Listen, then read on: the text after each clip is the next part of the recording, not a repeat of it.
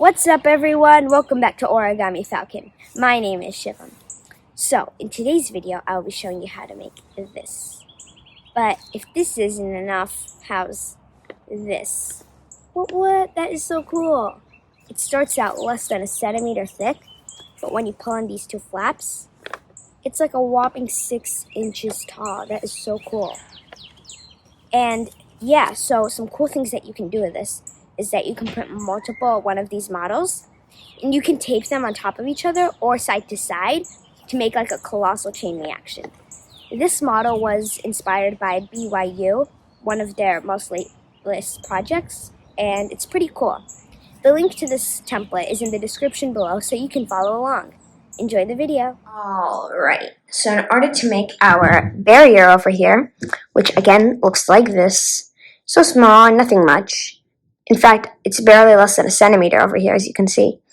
And then when you pull on the flaps, it's so big, like 6 inches or something. Maybe a bit less, but like, that's huge.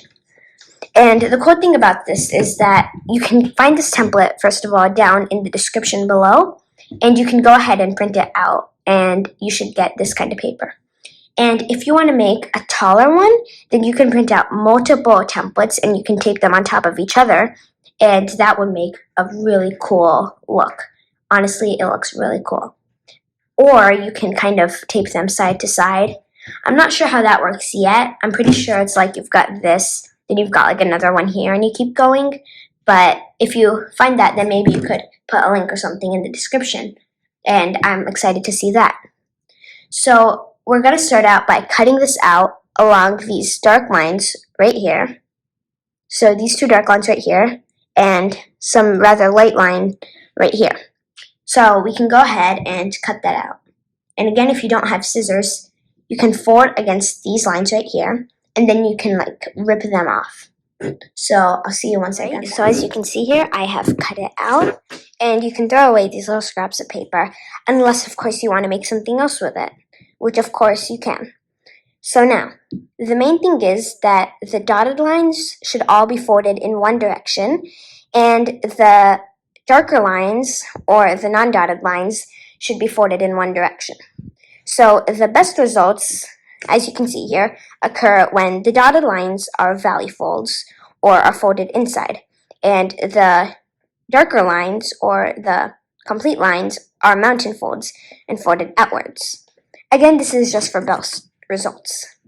So the way I do it is you can flip it over, and I'm going to fold this edge right here like this. But I am not going to crease on the whole thing. I'm just going to crease right here along this line over here. And of course, the crease might go a little into where this valley fold is, but that is absolutely fine.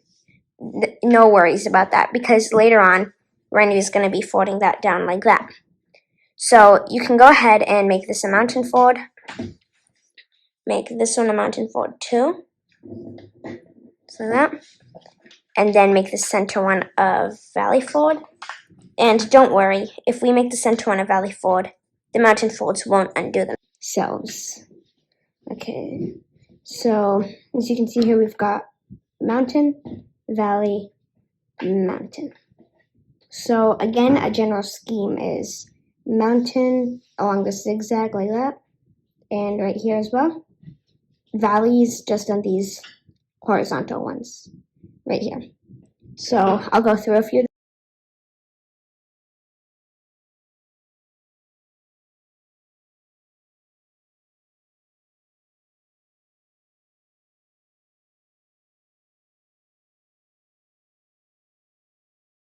So basically, we've done the side, and what we have here is this mountain fold right here, mountain here, here, here, here, and a valley fold right here in the middle. So I'm gonna quickly do this one, and then when you compress the first layer, it'll look something like this.